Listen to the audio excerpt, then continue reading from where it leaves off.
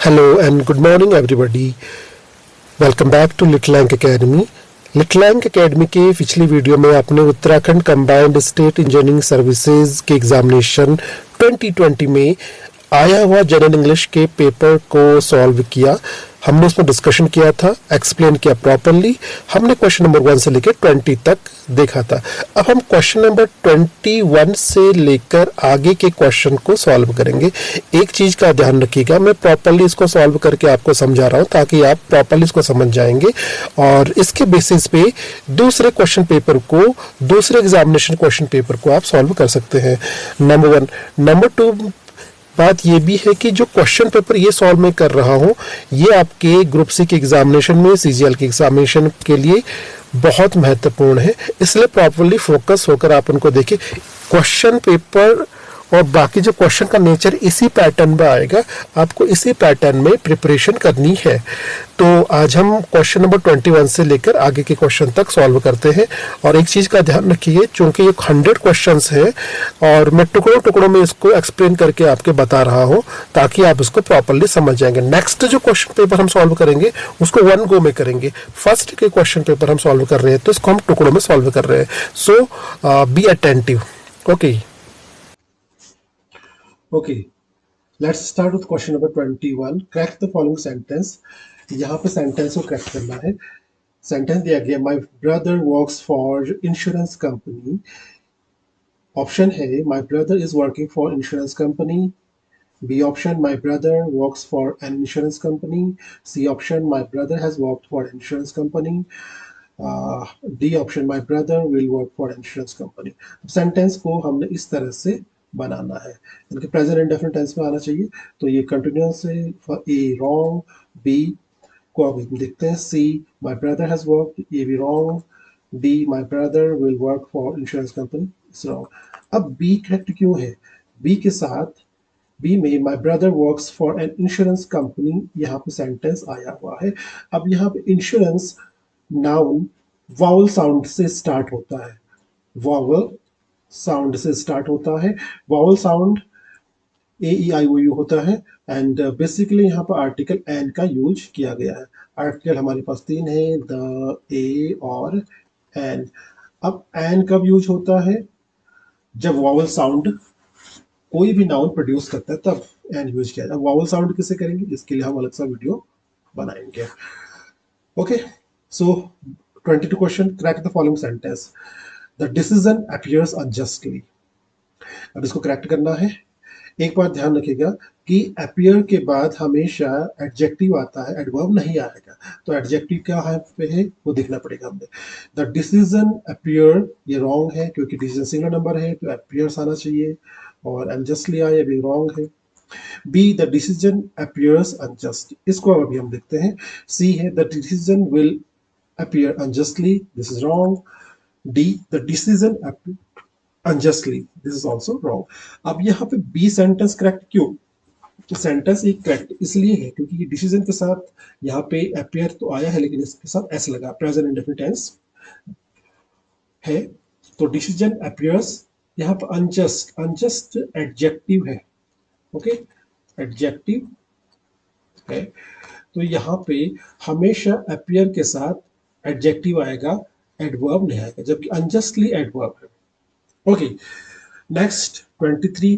Choose correct verb from the following options for the following sentence. अब इसमें हमने correct option choose करना, verb option. Okay, it dash, correct verb form क्या आएगा? For 2 hours। Rain नहीं आएगा, ठीक है। हैड रेन नहीं आएगा, अगर हैड है तो वर्ब की थर्ड फॉर्म आनी चाहिए। ओके, हैव रेन्ड ये भी आ सकता है, बट यहाँ पे फॉर 2 hours बेसिकली दिया गया है। ओके, तो ये आपका, ये तो प्रेजेंट परफेक्ट का सेंटेंस हो गया, बट इस सेंटेंस को देख के लग रहा है कि ये प्रेजेंट परफेक्ट कंटिन्यूअस का सेंटेंस है, क्योंकि फॉर 2 hours से कंटिन्यूअस एक्शन की ओर इंडिकेशन हो रहा है, तो ये है प्रेजेंट परफेक्ट कंटिन्यूअस। ओके, तो यहाँ पे D option, has been raining, ये करेक्ट है। ओके, तो ये सेंटेंस हमारा हो जाएगा, it has been raining for 2 hours, जो कि प्रेजेंट परफेक्ट कंटिन्यूअस का सेंटेंस बनता है। Okay, next question number 24। Identify the error in the given sentence. हमने सेंटेंस से एरर फाइंड आउट करना है। ओके, तो हमारे पास सेंटेंस है, my mother asked me where was I going in such a hurry, no है। My mother asked, A sorry, number one. Number two, where was I going. Number three, in such hurry. Number four, no error. Okay, अब इसमें सबसे पहले देखना पड़ेगा sentence क्या है। Sentence है माय मदर आस्क्ड। ओके, ये है रिपोर्टिंग स्पीच, पास्ट में है। ओके, तो यहाँ पर where was I going, of course यहाँ पे वाज दिया गया है, लेकिन जब अ, हम सेंटेंस का सीक्वेंस तैयार करते हैं तो उस केस में इसको अफर्मेटिव की तरह बनाया जाएगा। तो माय मदर आस्क्ड मी, ये तो करेक्ट हो जाएगा। Okay, where was I going, where was नहीं आएगा यहाँ पे। ओके, यहाँ पर आएगा correct sentence, where I was going. देखिए दोनों में अंतर है। वेयर वाज आई गोइंग, ये आपका क्वेश्चन मार्क के साथ आ जाएगा। Okay, where I was going, ये आएगा correct sentence, correct form, where I was going. My mother asked me where I was going in such hurry. तो रॉन्ग क्या है, बी वाला, यानी कि टू वाला रॉन्ग है। ओके, सो इसी तरह से question number 25। Question number, choose correct cluster of verbs to fill in blanks. Cluster of verb हमने चूज करना है। ओके, कि cluster of verb means verb की कौन कौन सी फॉर्म यूज किया जाएगा। It is years since I him he has his last days। Okay, तो इट इज years, सालों हो गए, since I. Okay, since I जब भी लगता है तो पीरियड ऑफ टाइम होता है ना, कि पॉइंट ऑफ टाइम के लिए यूज किया जाएगा, सी नहीं आएगा। ठीक है, तो यहाँ पे सी एंड सो ये दोनों नहीं आएगा, ए नहीं आएगा, सीन नहीं आएगा। ओके, और यहाँ पे सीन सो ये भी नहीं आएगा, तो क्लस्टर वर्ब के रूप में सो आएगा। It has been year, it is years since I saw, हालांकि ये इट हैज बीन ईयर्स होना चाहिए था। Anyways, it is years since I saw, तो यहाँ पे सो आएगा, पहले वाले में सो आएगा। ओके, इट इज, बेसिकली दोबारा मैं कह रहा हूँ कि it has been years, years होना चाहिए था, since I saw. Okay, because ये सेंटेंस जो क्वेश्चन में दिया गया है ये एक्चुअली अपने आप में गलत है। Okay, it has been years आना चाहिए था यहाँ पे, it has been years since I saw him. Okay, यानी कि सालों बीत गए हैं जब से मैंने उसको देखा, इस तरह से सेंटेंस आता है। ओके, तो क्योंकि यहाँ पे सिंस आया है तो सिंस के साथ यहाँ पे प्रेजेंट परफेक्ट आएगा। प्रेजेंट परफेक्ट का यूज यहाँ पे गया, इट हैज बीन आना चाहिए यहाँ पे। ओके, तो it has been year since I saw him. Okay, तो यहाँ पे सॉ आ जाएगा।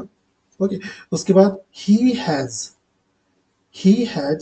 हिज लास्ट, हैज जब आएगा वर्ब की थर्ड फॉर्म आती है, he has seen his last stage, he has seen his last stage, यहाँ पे सीन आएगा।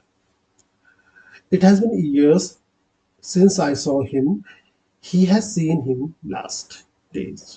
ओके, तो इस तरह से आएगा ये। तो ये सी वाला करेक्ट है।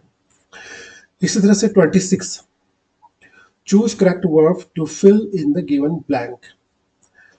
तो करेक्ट वर्ब भरना है ब्लैंक्स में। It is said of Akbar that he rarely dash more than 3 hours at a time. Okay, तो ये it is said of Akbar. Okay, it is said of Akbar. अब यहाँ पे आपने करेक्ट फॉर्म ऑफ वर्ब को चूज करना है। Okay, it is said of, यानी अकबर के बारे में ऐसा कहा जाता है that he rarely slips more than 3 hours at a time.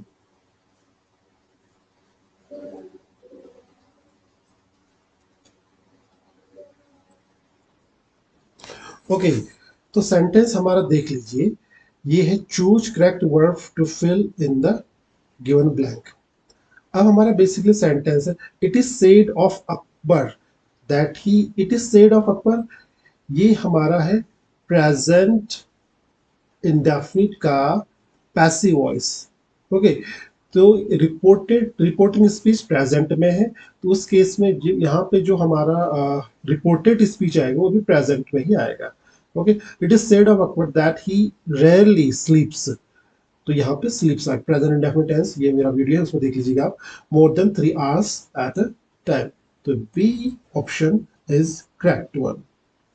Okay, next, fill in the blanks with correct form of the verb given. Okay, his path was with flowers. Okay, his path was, अब यहाँ पे correct form of verb को आपने use करना है यहाँ पे 27 में। ओके, हिज पाथ वाज, यहाँ पे आना चाहिए आपका, यानी उसके उसका रास्ता फूलों से भरा हुआ था। ओके, तो यहाँ पे स्ट्रू का जो वर्ब फॉर्म है वो आ जाएगा, हिज पाथ वाज स्ट्रू। ओके, इसका मतलब होता है स्कैटर्ड, बिखरे हुए, फूलों से भरे हुए रास्ते थे। Okay, so his path was strew with flowers. Okay, ये सॉरी सॉरी ये नहीं, स्ट्रूवन सेकंड फॉर्म हो जाए strewn, his path was strewn with flowers. Okay, ये आपका question option number C strewn आएगा, his path was strewn with flowers, क्योंकि जब भी आपका पैसिव वॉइस आएगा is am are was verb के बाद वर्ब की थर्ड फॉर्म आएगी, सेकंड फॉर्म नहीं आएगी। Okay, so next 28, choose the cluster of verbs to complete the sentence।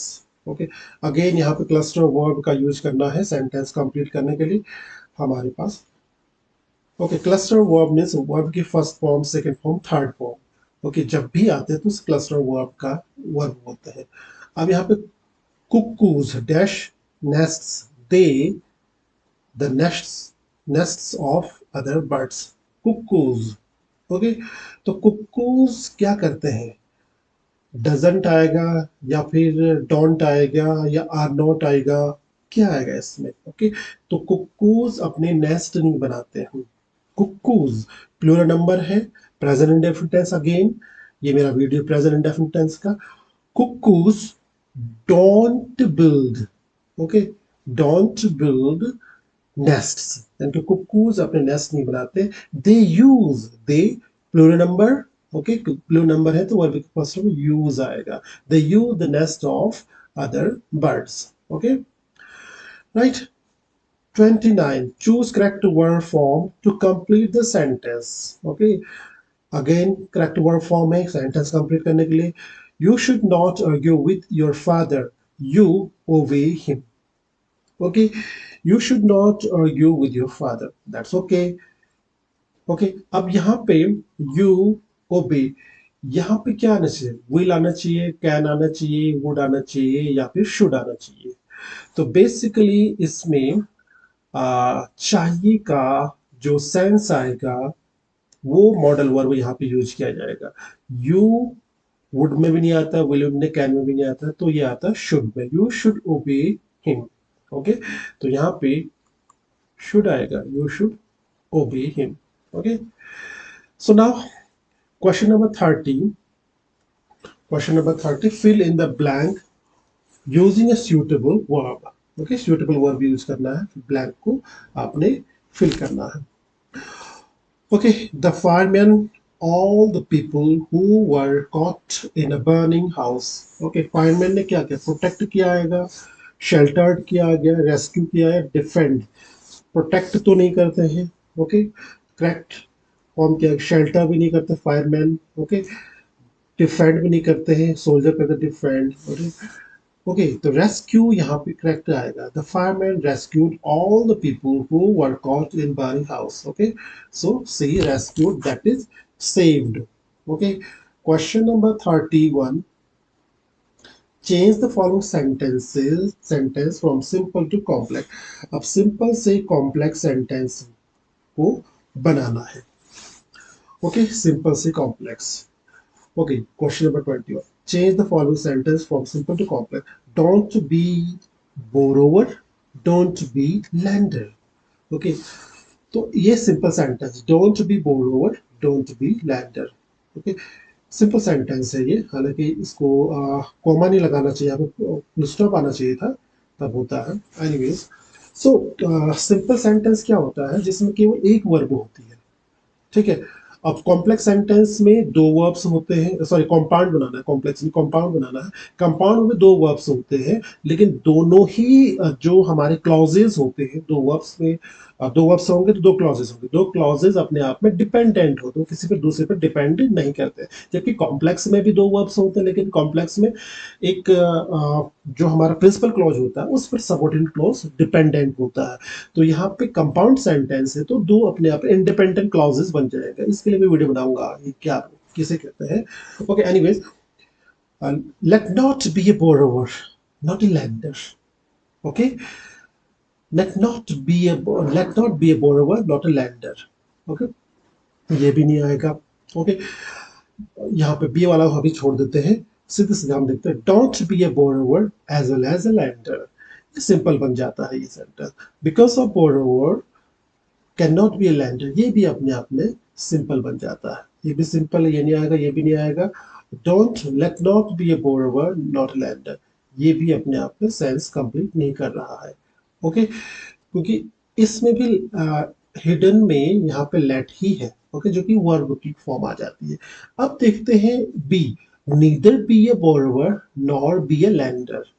Okay, तो यहाँ पे neither be a borrower nor be, neither be, okay, borrower not be a nor be a lender, ये हमारा compound sentence है। Okay, ये दोनों clauses, ये neither be a borrower, okay, ये क्लॉज, और नॉर बी ए लैंडर ये clause, दोनों अपने आप में इंडिपेंडेंट है, यानी कि फ्री क्लॉज है। ओके, तो ये कंपाउंड सेंटेंस को ये फुलफिल करता है, that is the correct answer. Okay, so question number 32 हमारे पास ये है, change the following sentence from compound to simple. अब कंपाउंड टू सिंपल सेंटेंस के रूप में बनाना है। Okay, compound sentence, he is unhappy but she blames none for it. वो नाखुश है लेकिन उसके लिए किसी वो लेकिन वो इसके लिए किसी को दोषी नहीं ठहराती है। Okay, so she is unhappy, एक क्लॉज हो गया, but she blames not for, दो क्लॉज हो गया, बट से ये करेक्ट किया है, करेक्टर है, कंपाउंड में करेक्टर यूज किया जाता है। ओके, तो ये आपका कंपाउंड सेंटेंस। इसे सिंपल बनाना हमने, सिंपल सेंटेंस यानी कि जिसमें एक वर्ब यूज किया जाएगा, सिंपल वर्ब यूज होगा, एक ही प्रिंसिपल क्लॉज उसमें आएगा। अब यहाँ पे हमारे पास सेंटेंस क्या है, ऑप्शन देखते हैं। She blames none her unhappy, she blames none her, ये अपने आप में गलत है। जब ब्लेम्स आता है फॉर जरूर लगता है, तो ये गलत हो गया, हो जाता है। Okay, and she blames none that she is unhappy, ये भी अपने आप में शी ब्लेम्स नन। अब यहाँ पे, अब क्योंकि सिंपल बनाना है तो हमने देखना पड़ेगा वर्ब एक होनी चाहिए। इसमें एक वर्ब, हालांकि इसमें एक वर्ब तो है, बट यहाँ पे एक और आना चाहिए था, फॉर आना चाहिए था, तो उस केस में। और यहाँ पे फॉर अनहैप्पी नहीं होता, फॉर हर अनहैप्पीनेस आना चाहिए था, तो ये इसलिए गलत है। दूसरा, she blames none that she is unhappy, यहाँ पे ब्लेम्स एक वर्ब होगी, दूसरी वर्ब ये होगी, तो इससे जैसे कॉम्प्लेक्स हो जाता है, कंपाउंड नहीं है, क्योंकि दैट्स कनेक्ट, दैट्स जुड़ा है तो कंपाउंड एक कॉम्प्लेक्स हो गया। अब यहाँ पे she is unhappy so she blames none, अब ये भी अपने आप में नहीं आएगा, क्योंकि इसमें भी दो वर्ब है। सिंपल सेंटेंस का मतलब होता है जिसमें एक वर्ब होते हैं। ओके, तो spite of being unhappy she blames none for it, ये करेक्ट है। क्यों करेक्ट है? In spite of being unhappy. Okay, तो इन स्पाइट ऑफ यूज किया हमने, बीइंग यूज किया। ओके, बी में आईएनजी लगा दिया इसको, ठीक है, इसको नाउन फॉर्म में कन्वर्ट कर दिया बी को। in spite of being unhappy, she blames none for it. अब she blames none for it, blame एक सिंगल वर्ड है। ओके, यहाँ पे being वर्ब नहीं है, ये नाउन फॉर्म में कन्वर्ट हो गया है। ओके, बी को आईएनजी लगाएंगे, नाउन फॉर्म में कन्वर्ट किया, she blames none for it। अब ये करेक्ट है, क्योंकि इसमें केवल एक वर्ब आ गई, तो that's why she C option number C is correct one. Okay, next है crack the following sentence. Question number 33, crack the following sentence. The population of London is greater than any city in England.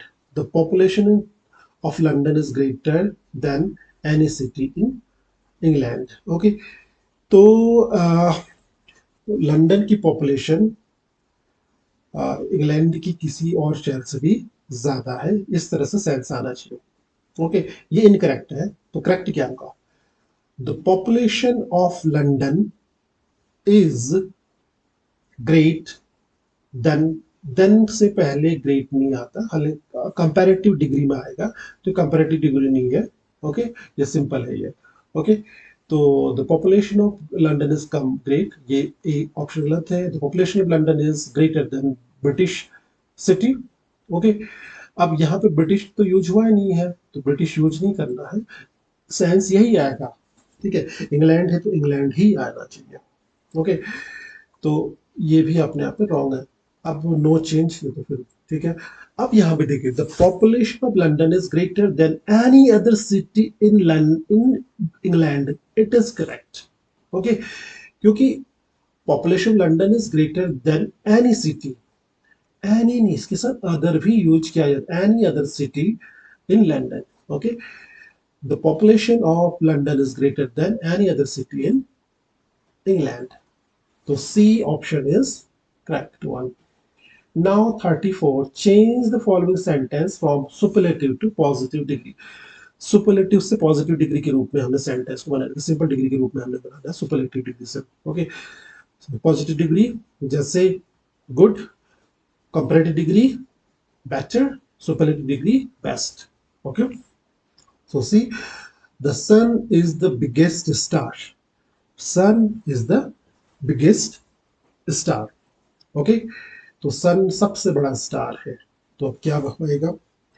The sun is the bigger than any other star, ये भी नहीं आएगा। Sun is bigger than any other star, ये नहीं आएगा। Okay, ये भी नहीं आएगा। The sun is big than, big नहीं आएगा। ओके, अब यहाँ पे the sun is big star नहीं आएगा ये भी।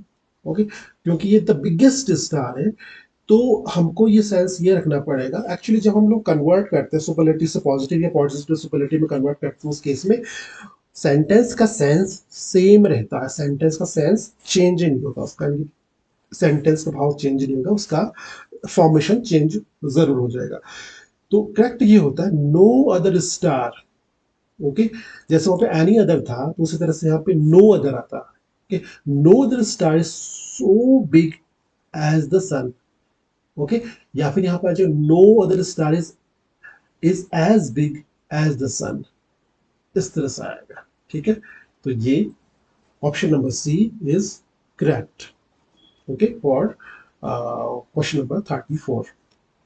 अब 35 question number, change the following sentence from complex to compound. Complex से कंपाउंड में चेंज करना है। When she arrived at home, she found her son missing. अब ये सेंटेंस कॉम्प्लेक्स है। अब इसको कॉम्प्लेक्स क्यों है? क्योंकि यहाँ पे adverbial clause when यूज किया गया है। Okay, when she arrived at home, she found her son missing. जब वो घर पहुंची तो उसको लगा कि उसका बेटा मिसिंग चल रहा है। ओके, तो इसका करेक्ट सेंटेंस आपने क्या बनाना? She arrived at home but she found her son missing. Okay, तो कंपाउंड बनाना है।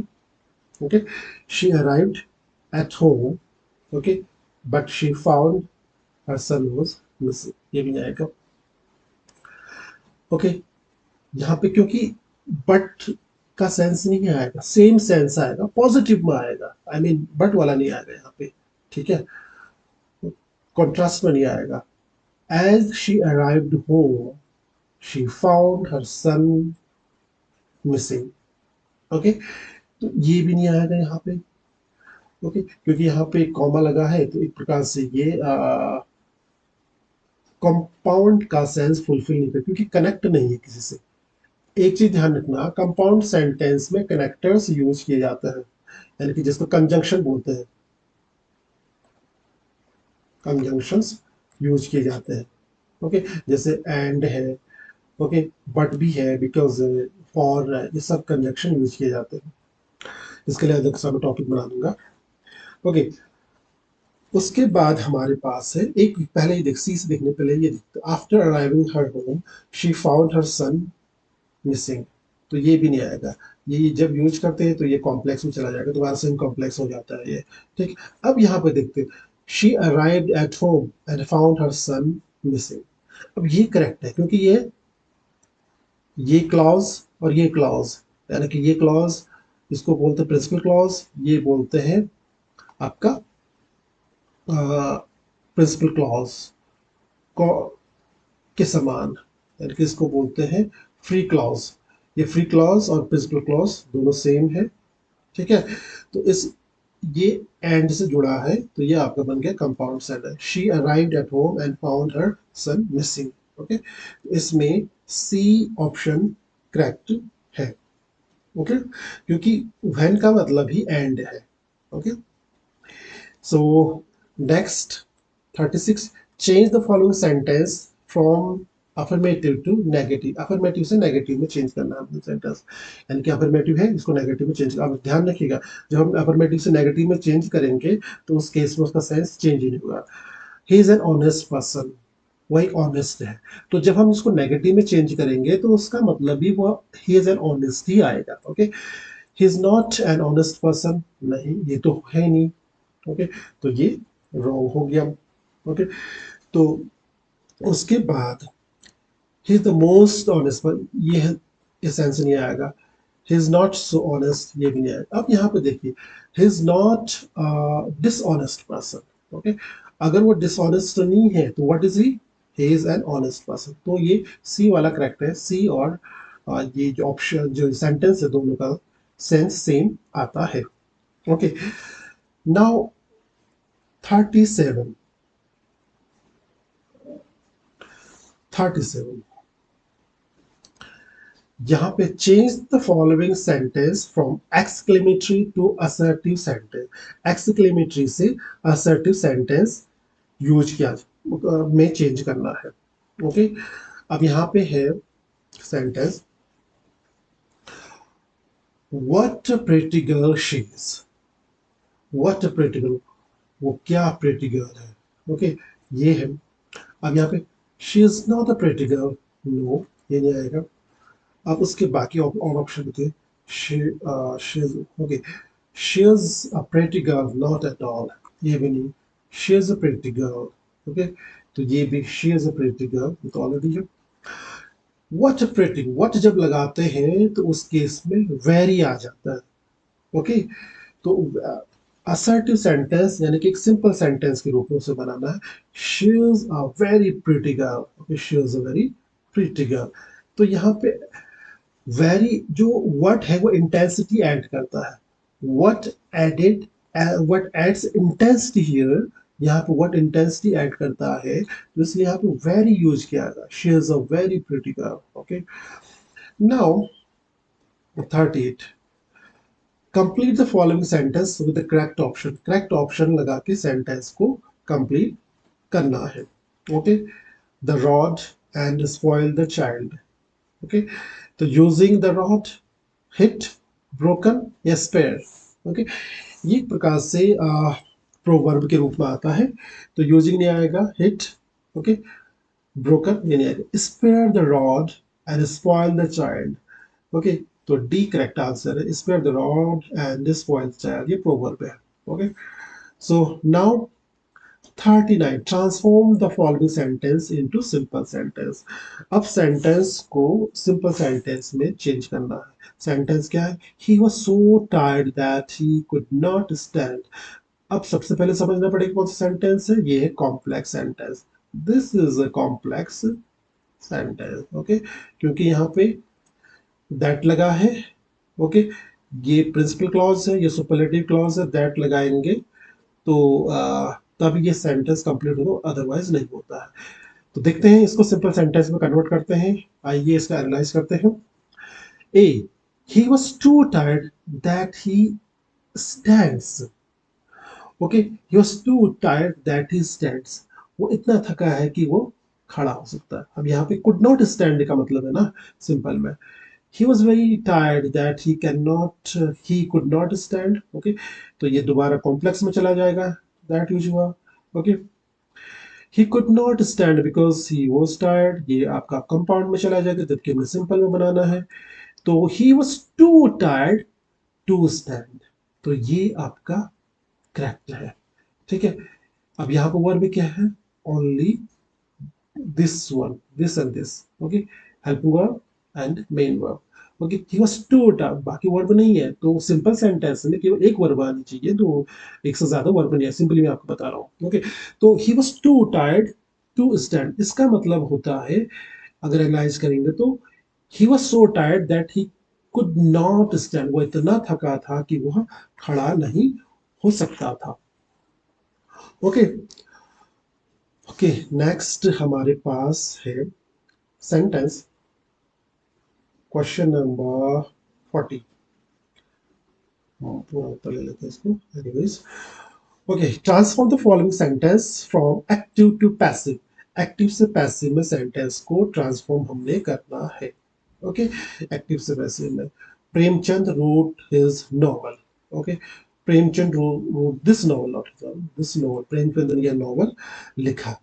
अब यहाँ पे आपको समझना पड़ेगा, ये भी एक ट्रांसफॉर्मेशन का सेंटेंस है, तो यहाँ पे देखिए प्रेमचंद सब्जेक्ट है, नॉवल ऑब्जेक्ट है, रोट वर्ब है, तो जब हम पैसिव में कन्वर्ट करते हैं तो सबसे पहले ऑब्जेक्ट को सब्जेक्ट बना देते हैं, तो ऑब्जेक्ट क्या है यहाँ पे, नॉवल, तो नॉवल को बनाया, ओके, यहाँ पर भी बनाया है, यहाँ पर भी बनाया, यहाँ पर नहीं बनाया है, ये वाला ए वाला ऑप्शन गलत है, ठीक है। अब देखिए जब ऑब्जेक्ट को सब्जेक्ट बनाते दिस नाउन बना दिया, तो ये सबसे पहले देखिए टेंस कौन सा, पास इंडेफिनिट का, पास इंडेफिनिट टेंस है, तो इज नहीं आएगा, तो सी ऑप्शन गलत है, ठीक है। पास इंडेफिनिट टेंस है तो यहाँ पे इज तो ऑलरेडी नहीं आएगा, तो ये वाला डी वाला भी गलत है।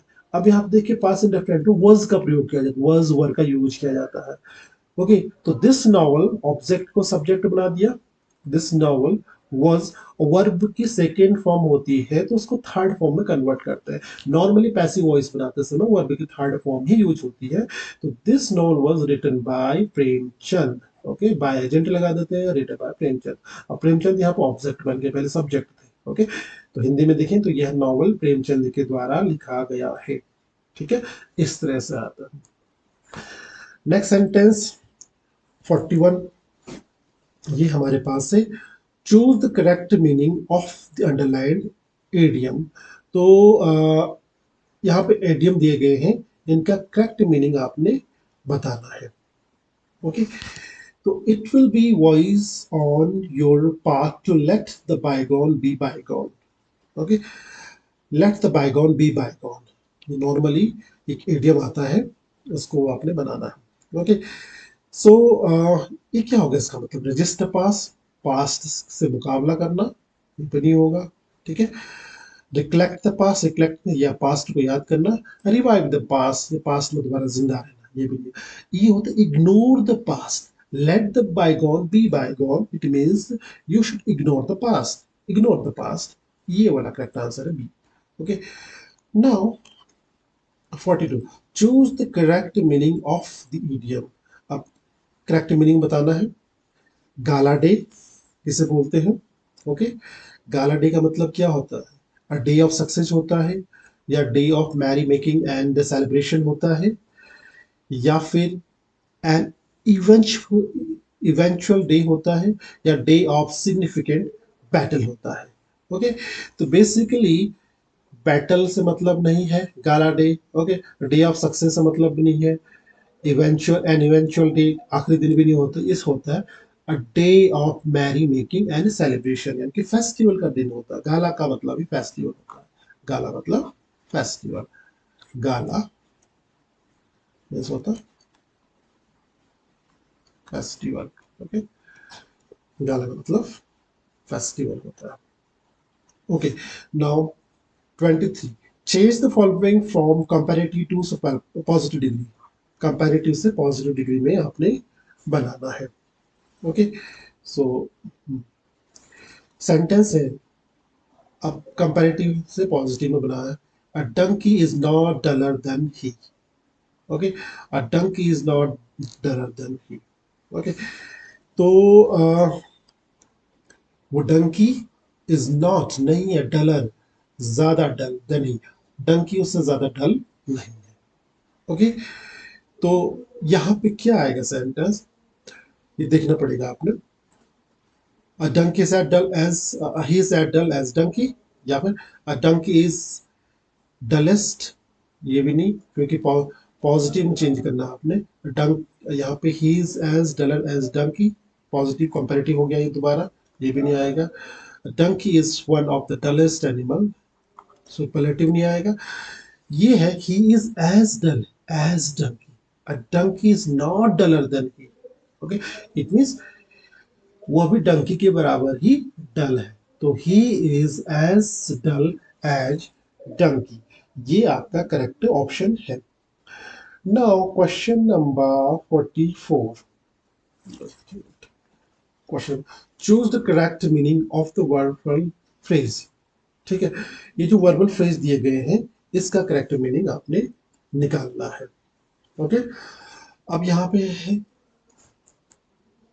पुट अप विथ, ये टू पुट अप होना चाहिए, द पुट अप लिखा है, टू पुट अप होता है बेसिकली। ओके, ये to put up with, to put up, ये एग्जाम में कई बार मिसप्रिंट हो जाता है। ये 2013 का यूकेपीएससी का पेपर है, ये मिस्टेक किया है इन्होंने, कई बार हो जाता है clerical mistake. Anyways, so put up with का मतलब क्या होता है? पुट अप विथ, ये थोड़ा सा आपको याद करना पड़ेगा। Put up with, to tolerate, to live together, to amend, to understand। Okay, put up with का मतलब बेसिकली होता है इंड्यूर करना, सहन करना। ओके, तो यहाँ पे सहन करना किससे आ रहा है? टू लिव टुगेदर नहीं आ रहा, अमेंड नहीं आ रहा, अंडरस्टैंड नहीं आ रहा, ये आ रहा tolerate, to tolerate. Okay, so put up with का मतलब होता है to tolerate. Okay, 45, choose the correct meaning of the idiom. अब अगेन ये एटीएम दिया गया है, इसका मतलब समझना है। होल्ड वाटर, होल्ड वाटर का मतलब क्या होता है ये समझना है। Okay, does not deserve appreciation, it cannot be valued, does not fulfill the requirement, it cannot be believed। okay, so hold water का मतलब बेसिकली होता है if we cannot believe। okay, hold water का मतलब बेसिकली नॉट, हियर इसका मतलब होता है नॉट वैलिड होता है होल्ड वाटर मतलब, जो कि वैलिड नहीं है, तो यहाँ पे can not be believed. Okay, ये आएगा कैन नॉट बी बिलीव्ड।